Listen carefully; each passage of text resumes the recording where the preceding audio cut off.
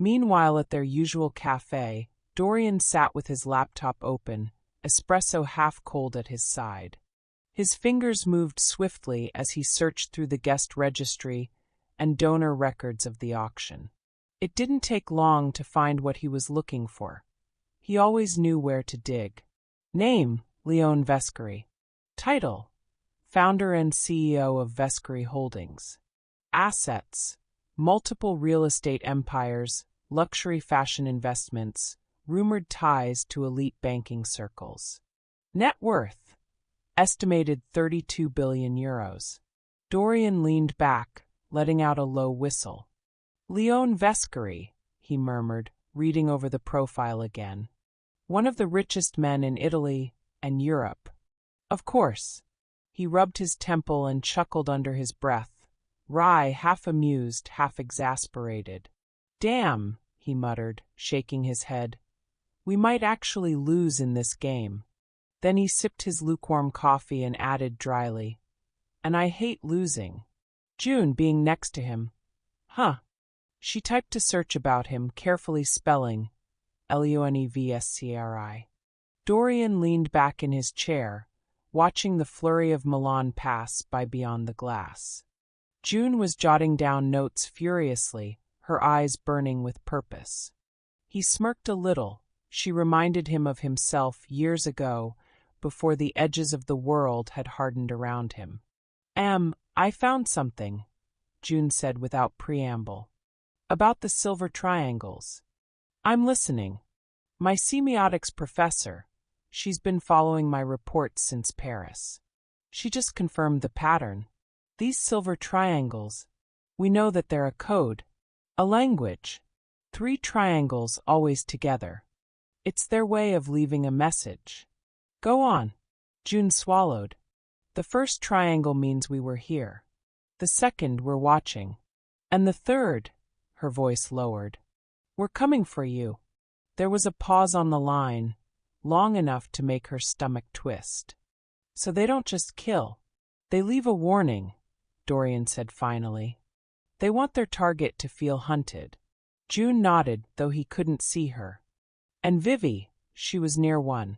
The third one has come. The cufflink. At the gala. I haven't told Vivi yet. I don't want her to be frightened at this point. Dorian cursed under his breath. I don't know why they're targeting her, but it's deliberate, June said quietly. They're not just sending a message to scare her. And I think it's personal with this guy Leon Vescari. Then we find him before he gets Vivi. Dorian's voice hardened. You're doing well, June, he continued, tapping his fingers on the table. But there's something I need you to understand. She looked up, waiting. Being the good guy. Standing up for what's right. It's not always noble like in books. It puts a target on your back. The more noise you make in the name of justice, the more you rattle the ones who thrive in silence. June nodded slowly. Dorian went on, his voice lower, steadier. You won't just make enemies. You'll make frenemies, the ones who pretend to be with you until they see a reason not to. People with polished smiles and poisoned motives. He paused, then added, So, if you want to do this work, really do it, you've got to build your own foundation. Trust doesn't come easy, but you need people you can rely on. People who will show up, no questions asked. You need a network. And when things go south, and believe me, they will, you lean on that network like a shield. June looked at him, quiet for a moment. Is that how you've lasted this long? Dorian smirked. That, and a lot of good espresso. He stood, grabbing his coat. The game was changing fast. And for the first time in years, he wasn't sure if he was playing game or being played. And said, I am going to meet someone. I won't be long. Keep your ears open and your instincts sharper. June gave a small nod. Who is it? Dorian smiled faintly. An old friend. And a professional nuisance. The hotel room was filled with a soft golden hue from the setting Milan sun as the girls sank into the cozy chaos of their suite. Shoes were kicked off, makeup slightly smudged, Snacks from room service spread across the table like a midnight picnic. Vivi leaned back in her chair, crossing her legs. She said playfully, "Any updates from your detective adventures today?" June perked up. "Actually, yes. Dorian said he had to meet someone very hush-hush." Vivi raised her brow. "Another lead?" "I don't know," June said, a little curious herself.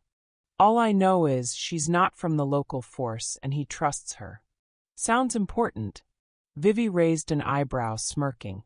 "My Uncle Dorian and mysterious women? Please. He's always been popular.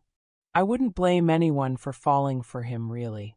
June tossed a pillow at her. "Okay, calm down, glam niece. Save your swooning for your own mystery man." Vivi rolled her eyes, smiling. "Oh, please. Don't start." But June had already caught the thread. "Adrian, huh? First he's charming, then brooding, then possibly working with shady people. You've got a real villain arc going." And she chimed in, "Seriously, Vivi.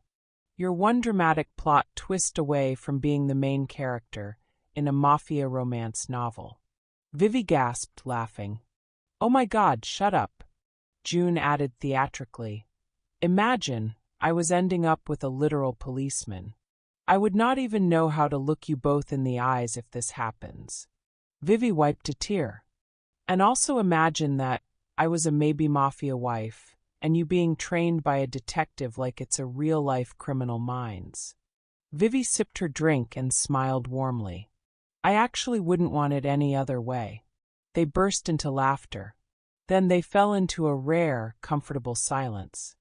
Outside, Milan buzzed with its usual evening rhythm. But inside the hotel suite, the girls, tired, uncertain, a little shaken from what they'd all seen, felt the unshakable bond that had brought them here.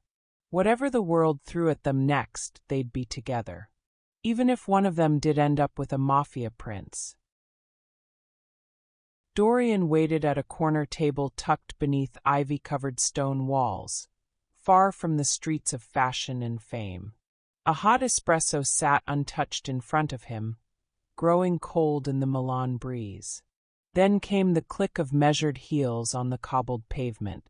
Clara Jensen, a tall, composed woman with ash-blonde hair swept into a clean twist, wearing a navy trench coat like armor. She was an investigative journalist, also known for exposing elite corruption. Clara has been on the puppet master's radar long before this. She's had to go dark recently after getting too close to a dangerous secret. She didn't sit immediately. She watched Dorian with careful eyes, sharp, observant, the kind that saw everything. "Still using the same meeting spots," she said, folding into the seat across from him. "You're predictable." "I like what works," Dorian replied smoothly. "Clara." She smirked, then removed her sunglasses. "You only meet me when there's blood in the water." "There's a storm coming," he said. "And I need your eyes on someone." He slid a photo across the table. Leon Vescari in a tailored tux, cufflinks glinting with the silver triangle. Clara's eyes flickered for just a second. "You're in deep if he showed up." "I've got my goddaughter girl caught in the crossfire," Dorian said lowly. "She doesn't deserve this." Clara leaned back, fingers drumming once on the table. "Vescari plays a long game. Nothing he does is random. If he's circling your niece and her friends, he's not hunting, he's investing. Exactly why I need you. Quiet investigation. I wonder what he wants from Vivi. Nothing official yet." Clara nodded. "And the boy?" "Adrian Sebastian Dallaire," Dorian said, pulling out another photo. "Tangled up with Vescari somehow. Charming, clever, with a vendetta and secrets that keep multiplying." Clara raised a brow. "He's the distraction." Dorian nodded. "I'm starting to think he's not the worst of them. But he's not innocent either." Clara gave a rare, soft sigh. "All right, Dorian. Let's chase shadows together. Like old times." Dorian finally reached for his espresso and smiled. "Welcome back."